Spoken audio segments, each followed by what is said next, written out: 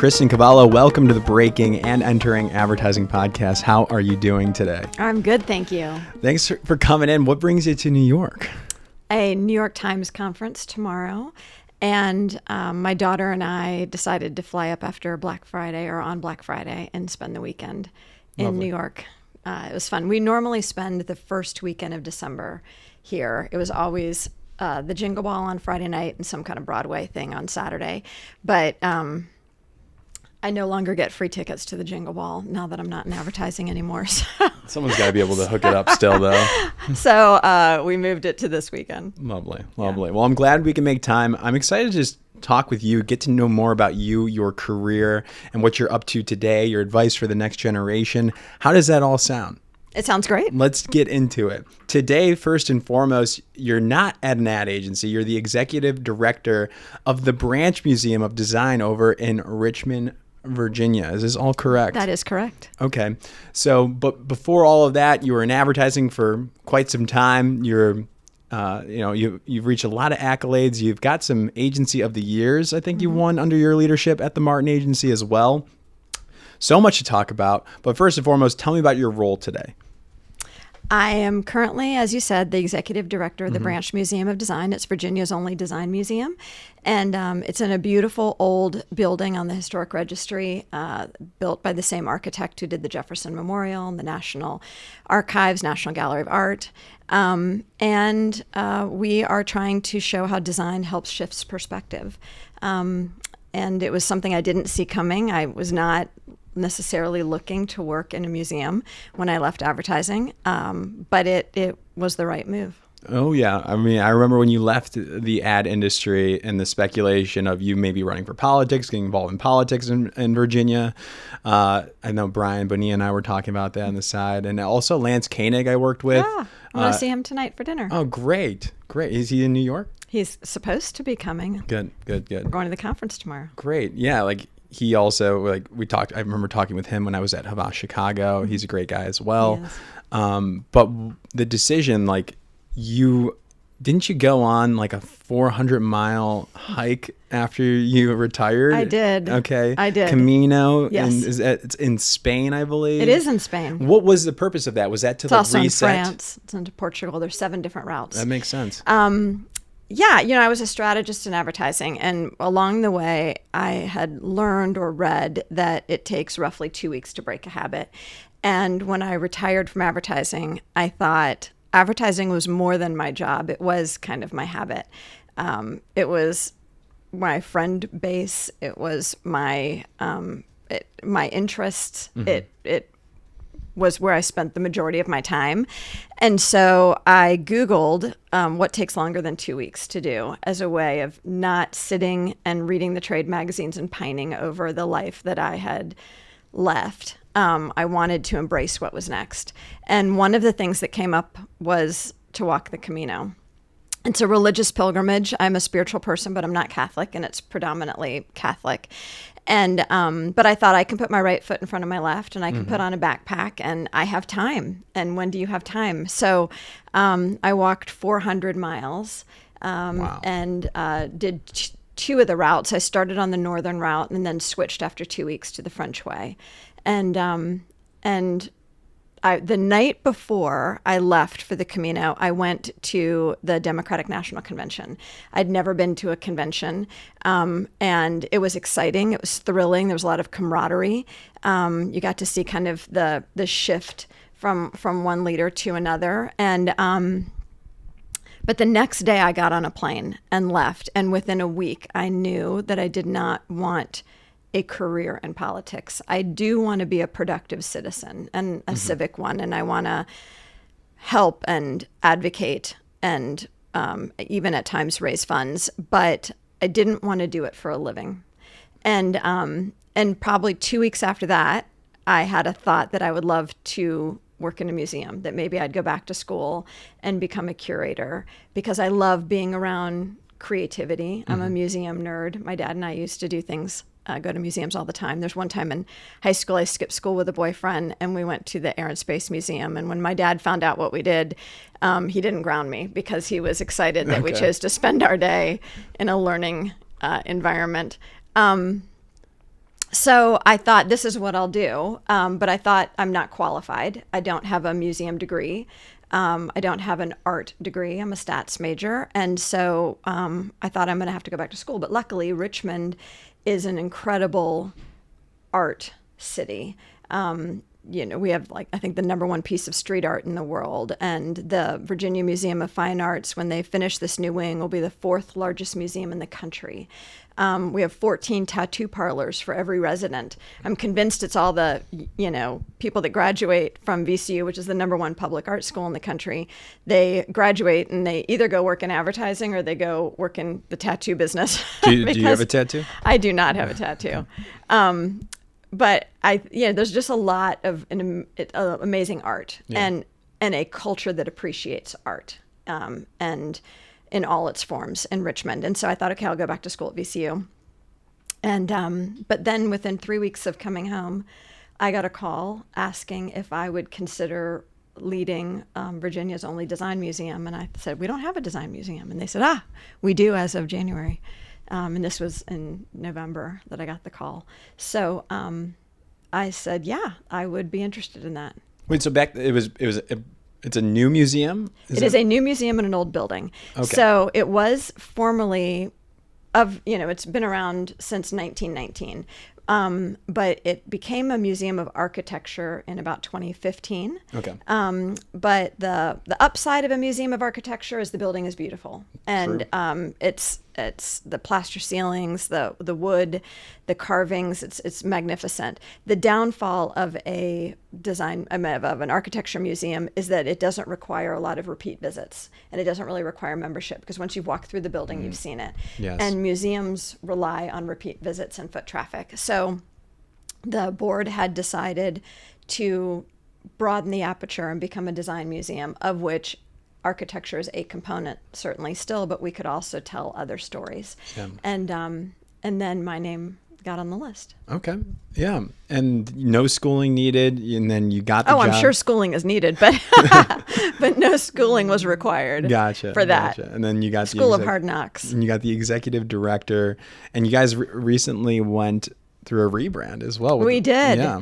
Well, I think if you're going to be a design museum, the way you carry yourself and the font you use and your logo and your identity must reflect and be held up to the same caliber as the work you would put on the walls. And I thought, if those things don't measure up, if they don't speak to a level of design knowledge or sophistication that I didn't know that the right artists would want to grace our space. Yeah. So we started with ourselves.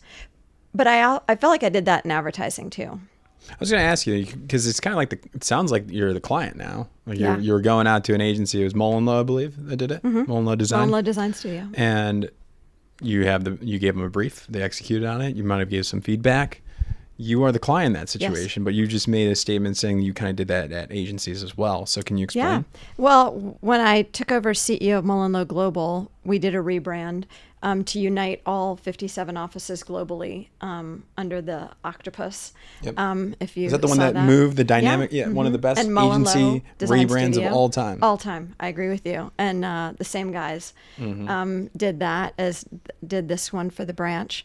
But even when I was at Martin, we came up with a strategy of fighting invisibility. Oh, yeah. And so I do believe if you are going to market yourself to, whether it's artists or brands, clients, that you should be judged on your ability first by your own work. Mm-hmm. And I think, unfortunately, a lot of agencies don't spend the time to do that. They revel in this flawed idea that being a blank slate is better than having an opinion. And I don't agree. No, yeah. And we fight invisibility at Martin Agency. It is like super well known, and it probably worked really well. Can you talk about like some of like the results from that? Like, did it get you new business? Did it trickle through the internal comms and external comms, more press? What did that do, cementing that agency brand with that positioning statement? All those things. It started first because at the moment when I Martin has always been a great storied agency, and it's always had a strong sense of self. It's a challenger brand. It had to be growing up in Richmond, Virginia. It was very much in the world of Fallon and Goodby and Mike Hughes. Spent time with those leaders, and Jeff Goodby was a good friend. Dan Wyden was a good friend, and so it's always had a strong sense of self. But in the moment when I came back, I think what we needed was a morale boost. The agency had been going through some tough things, and we needed to focus on why we were coming in every day. And the thing that was so beautiful about We Fight Invisibility is it works on two levels. One, it stood as a promise to CMOs, which was rooted in a statistic that the most talked about brands grew 2.5 times faster than their competitive set. And so our promise to our clients was that we would get you work that was talked about, not because it felt good, but because it was a factor of growth. It was how brands grow. And internally, it became a bar and a goal and a measure of accountability in terms of diversity. I was the first female CEO. I handed the reins to Danny Robinson, who was the first Black CEO. We doubled the number of women on our executive committee. We massively increased the percentage of people of color, and we supported LGBTQ, and just everything about that time was about pulling more chairs up to the table and being inclusive. And, at the time, Ruth Bader Ginsburg was very much in the news. And so there were all these T-shirts that quoted, somebody had asked her, when do you think there will be too many women on the Supreme Court? And her answer was, when there are 9. And I really spent a lot of time thinking about that and came to the conclusion that I disagree. As much as I loved her, I think homogeny creates blind spots. And the truth is, I didn't want the company to just be a reversal of homogeny. I didn't want a company purely led by women. I think anytime you have homogeny, you run the risk of not seeing things you should see. And I don't think ad agencies can afford to take that risk. We're in the business of communication and storytelling and persuasion. And we need to make sure that we understand a multitude of perspectives to do that job well. Yeah, I mean, for the people listening, I mean, this is like one of the most successful case studies of like building agency brands with We Fight Invisibility, what you've done at the Martin Agency and at MullenLowe. I mean, people will study this. And when anybody becomes a CEO of an ad agency, they need to look at what you've done in your past. And thank you. That's very sweet. Yeah, I'm really excited for you to be here. And you are now outside of the ad industry, so maybe we can, deliberate a bit about what's going on in the industry, if that's okay. Sure. So just yesterday, merger. Yeah. Omnicom, IPG, Martin Agency seems to be safe. Like as of today, it is December 2nd that we're recording this. The agency brand is going to remain in the part of their collective. And then we do know MullenLowe is getting absorbed into TBWA along with DDB. So DDB, FCB, and MullenLowe. FCB, I think, is going into something else. Yes, they're going into BBDO. But Correct. Those are the 3 agency brands that are dissolving, going away. Yeah. How did you wake up and respond to that news in your head? I know you're outside of the industry, but connected with MullenLowe as well. The truth is you feel a range of emotions. Certainly sad for the people that I know who feel their jobs are at risk. Sad for those brands to go away that, I think were storied. Lowe, is a very storied name throughout advertising, in particular. And, but God, so is DDB. Yeah. I think the leadership at BBDO is top notch with Nancy and Chris, but I think the brand of DDB, I don't know that I would have made that same choice. I might have asked those leaders to go over to that brand, but I don't know. I'm not as close to Omnicom For sure. and what's going on at those agencies. But if you grew up loving Volkswagen, and I did, I worked on it, in 95. That was one of the first campaigns that you worked on that was. hooked you, right? Yeah. What was that one? Drivers Wanted. Drivers Wanted. Yeah, on the road of life, there are passengers and there are drivers. It was very consumer focused. And as a planner, that was a big deal. I remember we won what was at the time they called an Account Planning Group Award, an APG award. And when we went in to present our case, we were the only non-British planners in the final set. Oh, look at you that. had John Steele and you had Kirschenbaum, Nigel Carr, and they were all looking at me thinking, who is this American girl? But they were smoking their cigarettes. No, I'll tell you, I clothes. had really, really great creative team in Lance Jensen and Tim Vaccarino and many others, and that whole campaign was truly a beautiful collaboration of creative and strategy, and then I owned Volkswagens, after that, and believe in that brand. So when I think of DDB going away, that's a hard one to swallow too. For anyone who's studied advertising, you can't study advertising and not study DDB and the work of Volkswagen. So I do feel sadness. I will also say there's a part of me that feels hopeful. I think the industry has been in need of reinvention for a while, and this begins that chapter, I hope. And so it will be nice to see if they are able to not just consolidate for efficiency, but if they're able to change the way the industry bills, gets paid. This is interesting. You're passionate about this. Yeah. There was a case study that what was the brand? You asked for a subscription because they were still using the ads from Martin Agency. Is this correct? Well, we thought about it with Discover Credit Card. Yes. I think you were quoted on your Adweek article, I think with the one with Jameson. Yeah. I remember taking a note of that. But you're saying there's issues with Years the billing. later, they brought those ads back because they worked. And Geico's a phenomenal case study of ads that work. They brought back a bunch of ads in 2018, 2019. We brought back a bunch of ads to see, which things still resonated. And even though people didn't understand what a collect call was, they still understood Geico humor and they still laughed. And but you're addressing there's issues with bill. I do think, ways agencies bill. I do. Clients. I think I don't. Sorry about that. Do you need to get that? Okay. No, it's okay. I think the ad industry needs to shed its skin, and that's actually kind of an ugly metaphor. Let's talk about tree bark instead. A tree loses its bark not because it's dying, but because it's growing. And the ad industry built a system that it no longer fits in.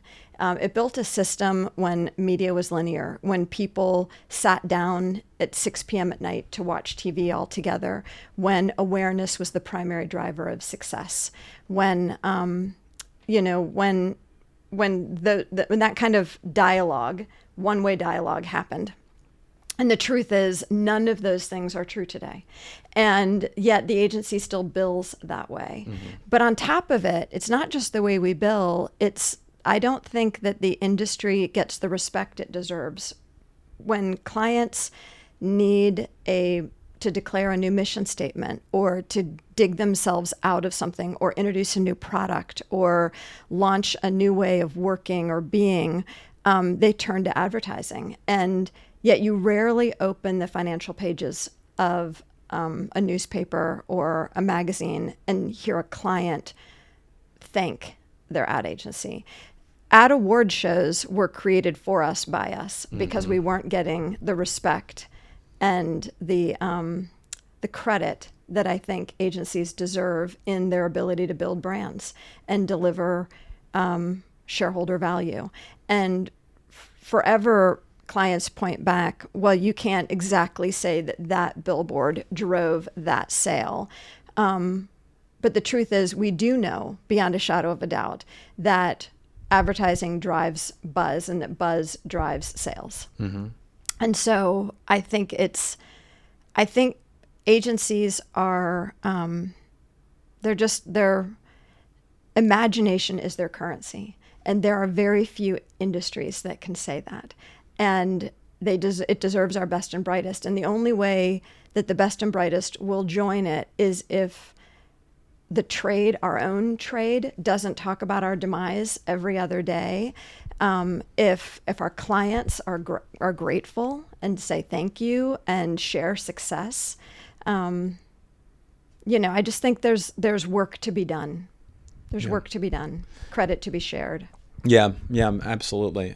Was there anything within the financials of like actually billing that you proposed, or you think now that you're on the outside that agencies have been proposing a percentage of the share of growth, or percentage of stock.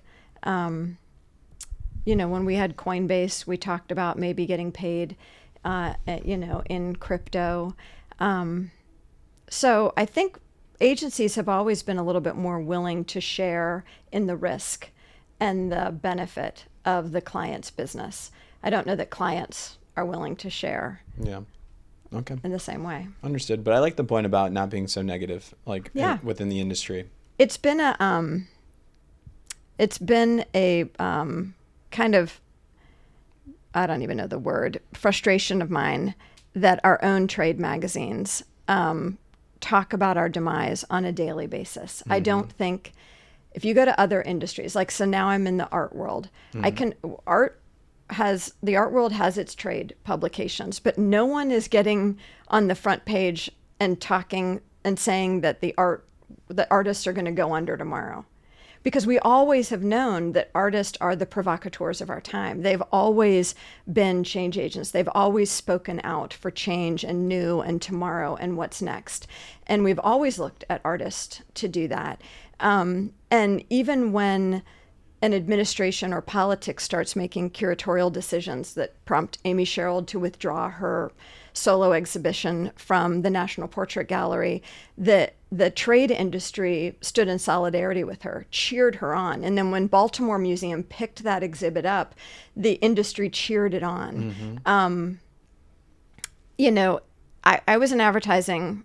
It occurs to me, since I just learned of your birthday, that I was in advertising longer than you've been alive. And a common theme, though, is that my entire career, we were always on the edge of extinction. I feel like every new channel has brought forth the funeral of the one before it.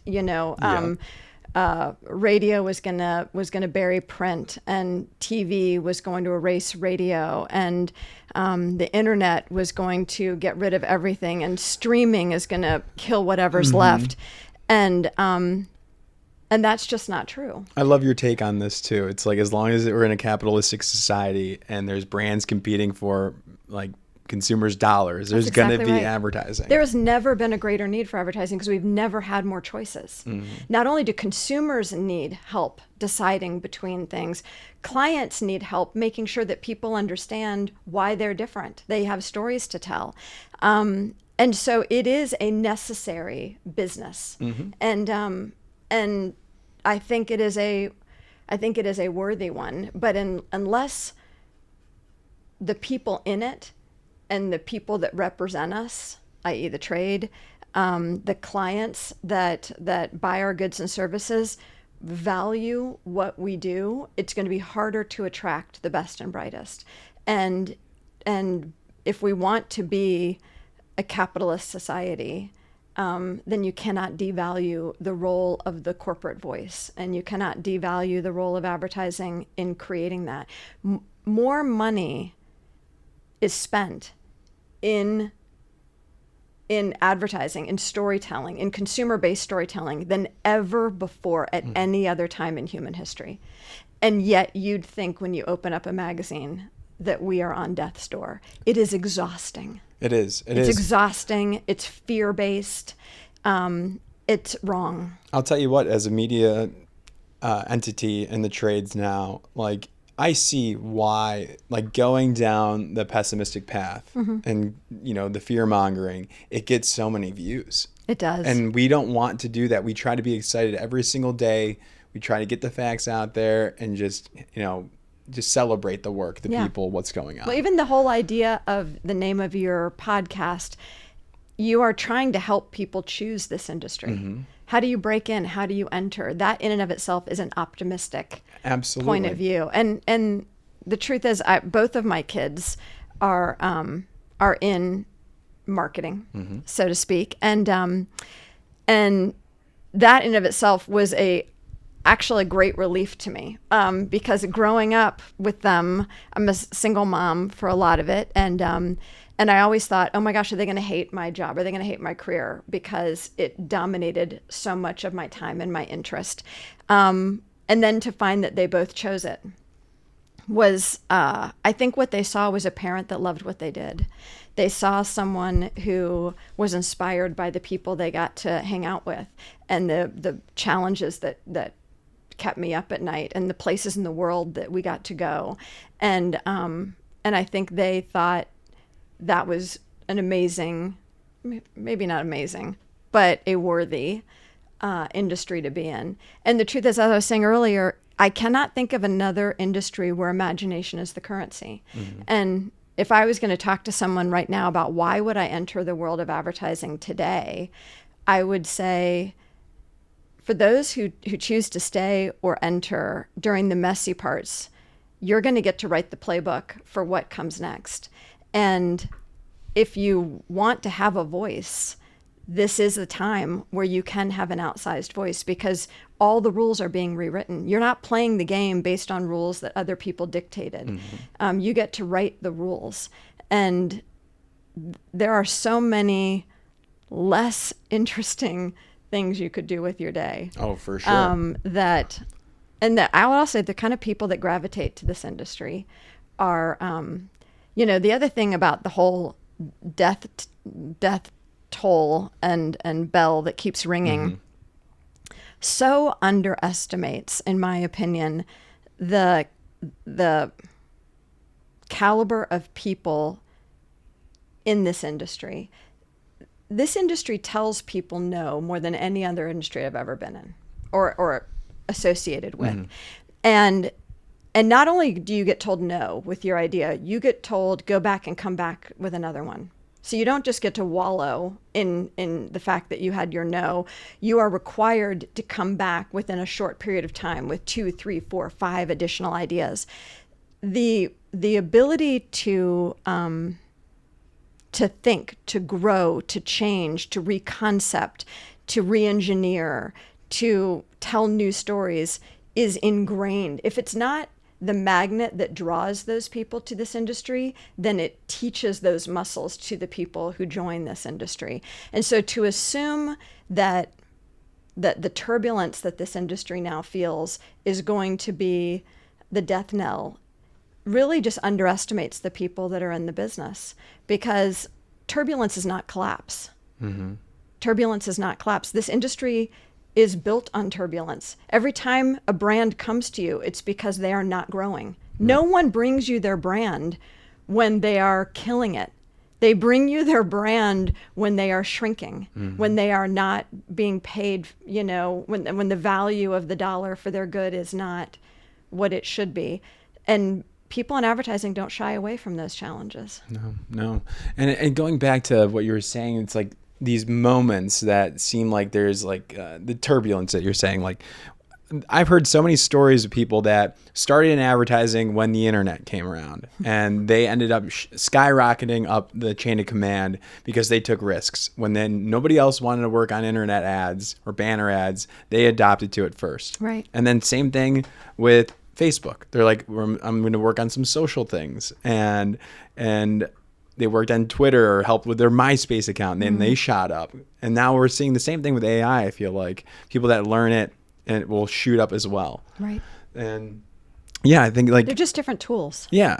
It doesn't mean that they're not potentially dangerous, but it also doesn't mean that they're not potentially amazing. Absolutely. I think if we define ourselves by the tool, then we will always feel nervous about the industry we're in. But if you define yourself as a storyteller, I mean, we've had storytellers since the Garden of Eden, since times of living in caves. For sure. That has not gone away.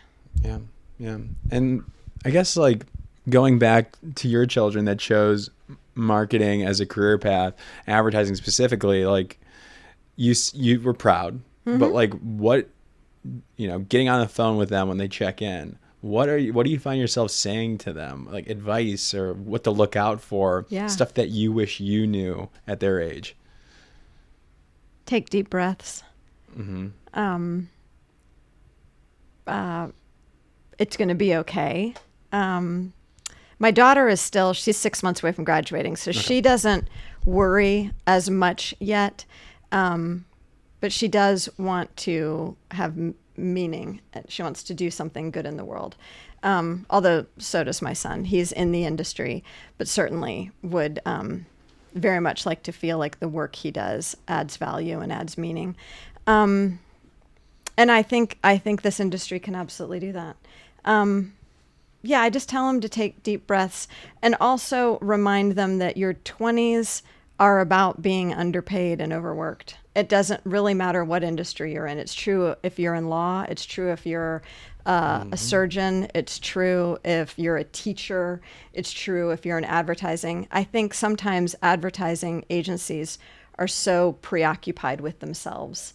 And I think when you get out a little bit and you see that there is no greener grass, there's just more grass. And I'd rather choose to play in the grass with people who are asked to dream things, new things, than just follow orders. What were your 20s like in advertising? I was underpaid and overworked. For sure. Yeah. For sure. Yeah. Yeah. And I was doing it a lot of time as a single parent. So it did feel hard. But one of the things that's been so interesting in the last 24 hours is watching the number of people from Mullen get on LinkedIn and talk about how amazing that time was for all of us who worked there. It was the closest to a meritocracy of any agency that I'd ever worked at. You were as good as your last good idea. And we duct taped that agency together with just hope and ambition. And we were and felt like a challenger brand, and we wanted to work with challenger brands. And whether that was JetBlue or American Greetings or Zappos, those were so fun. They were incredibly hard days, but they were also incredibly fun days. And it's kind of nice to have people look back on that time so fondly.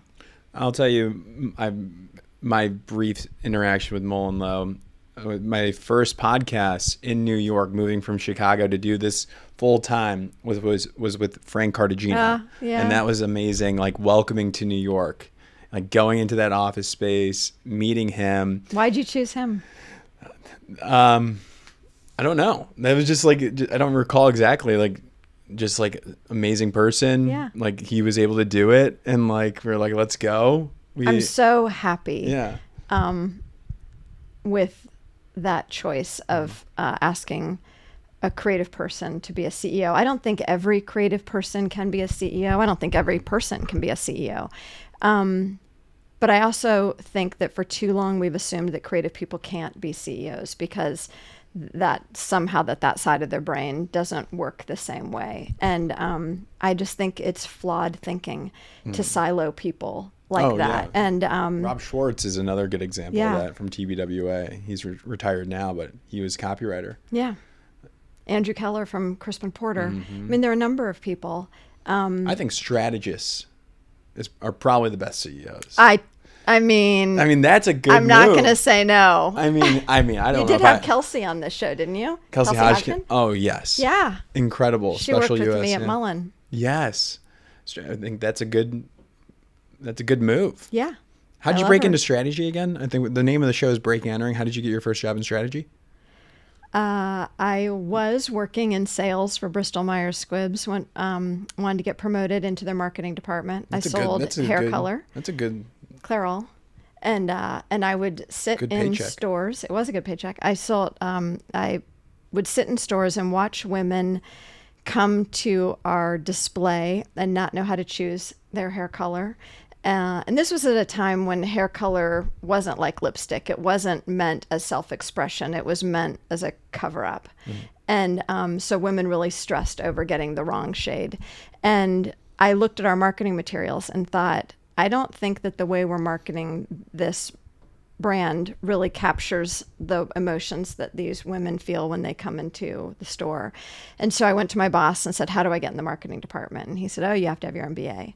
And I said, I don't want to go get my MBA. I just graduated. I mean, I'd gone to undergrad for business. So I went back to school and did get my MBA, but I focused it in statistics, concentration decision sciences, to give me a different perspective. And moved to Boston thinking that I would get a job at a client-side company, like at a Reebok or Gillette. Boston is an incredible city. I love it. But they are also a legitimate school snob city. They have some amazing universities.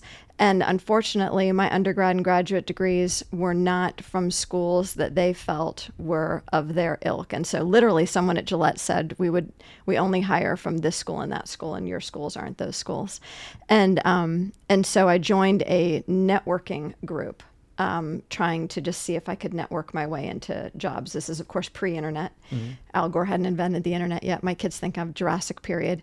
We didn't have cell phones. And so I joined this networking group, and somebody there said, oh, you should go interview at this agency by the name of Houston Effler. It was in the Tower Records building at the end of Newbury Street, and they had Converse.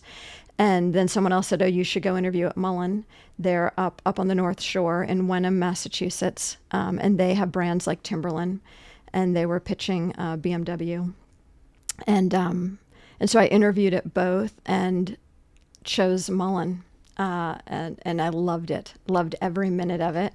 And I worked on BMW. We won, and we worked on BMW. And then about, a year and a half later, Arnold called because they were pitching Volkswagen. And so a number of us that were on BMW at Mullen came over to work on Volkswagen at Arnold.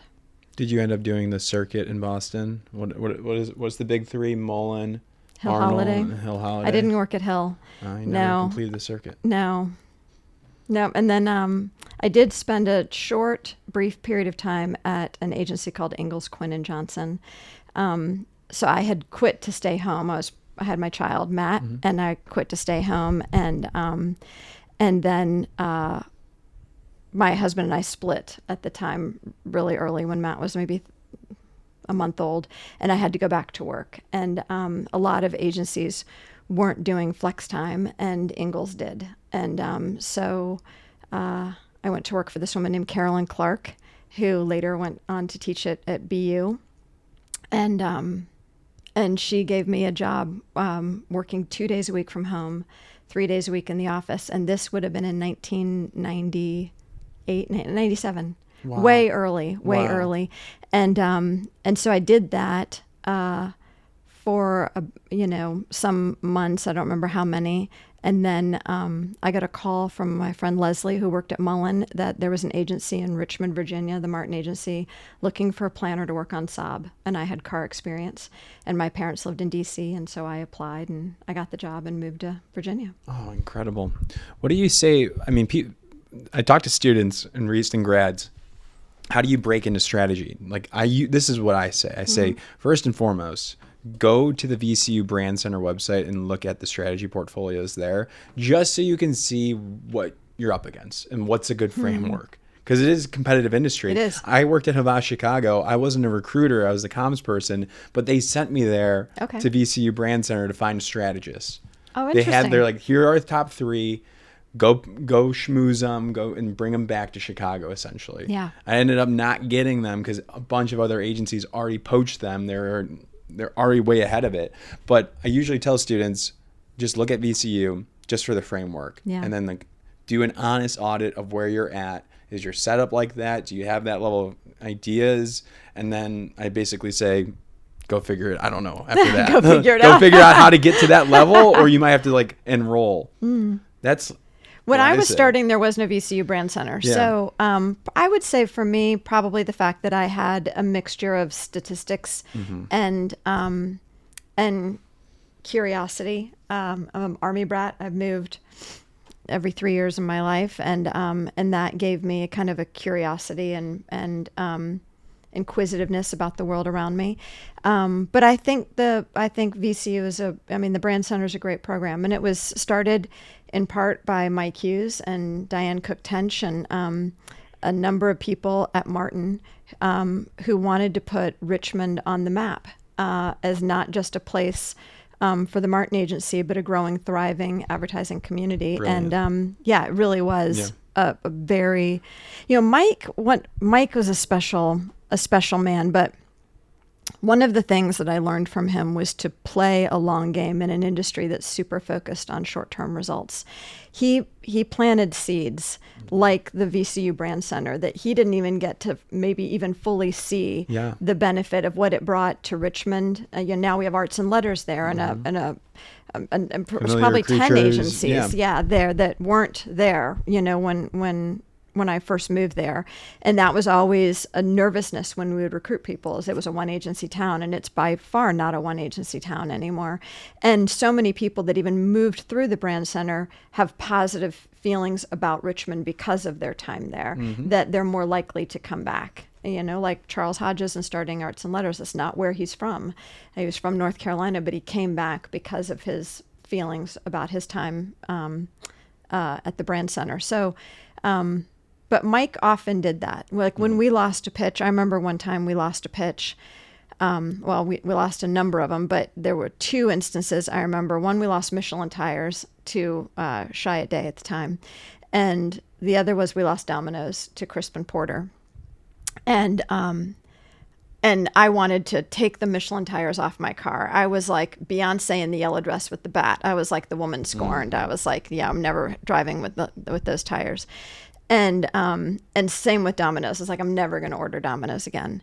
And Mike looked at me, and I was running business development at the time for Domino's. And Mike said, would you do me a favor? He said, will you send flowers, not only to Domino's, but will you send flowers to Boguski?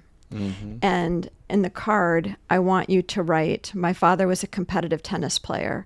And when he lost, he would throw his racket into the net. And today I throw my racket into the net. That's what he wrote to Alex. And to Domino's, once we saw the campaign, I think it was You've Got 30 Minutes or You've Got 30, something like that when they first came out. He wrote the client and he said, you chose the better agency on that day. And I remember thinking, wow, nobody does that. Nobody does that.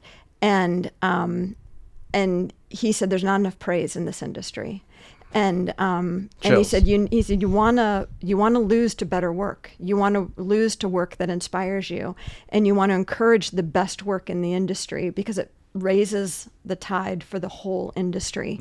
And he didn't badmouth the industry, and he didn't badmouth his competitors, and that weighed on me. So then when I found myself in positions of leadership, I would think to myself, I'm going to cheer on my competitors. And I think one time I got on a list for Ad Age of like women to watch. And I was at Mullen at the time. And I had told Alex, who worked with me, about, the sending flowers with Mike. And Alex came to me and he said, you should send every other woman who made that list a bouquet of flowers saying, I'm glad to be on that list with you. I was like, oh my God, that's such a good idea. I should do that. And it kind of set the tone for everything. When Mischief won agency the first time, I went onto LinkedIn and said I was as happy for them as if it was my own agency because I knew Carrie from her time at Mullen. I didn't know Greg, but I knew his story. And I knew what it must have meant for the two of them to overcome those obstacles and win in an industry that maybe hadn't always given them the benefit of the doubt. And I wanted to publicly cheer that on. I love that. I just think there's just too much negativity. I don't think we're being made better as an industry or as employees for it. And I don't always think that fear creates the best work. No. I love that. I love that take. Is there any other advice you want to give out to the people that are watching this, just starting their careers, or maybe the mid-level person? We get a wide range now. It's not just the entry folks out there. Anything else you want to say to the people? Well, I would say this, and this is a little selfish on my part, about what comes after advertising. There are many ways to live and thrive in a creative industry. You don't just have to be a creative person.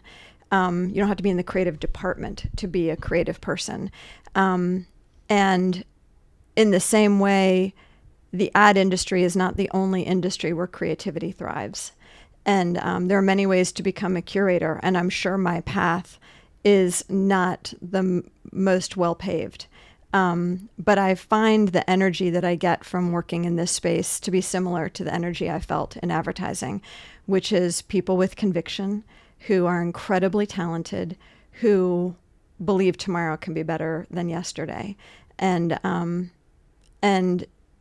there are many ways we can all be creative. And so if you find that right now, this industry, if you don't love the work in the messiest of times, this is not the only place where you can be creative. Don't give up on creativity ever, because the world needs it. I love it. Kristen, thank you so much for coming on. It's been a pleasure. I wish you all the best with the Branch Museum. Thanks for having me. I appreciate it. Of course.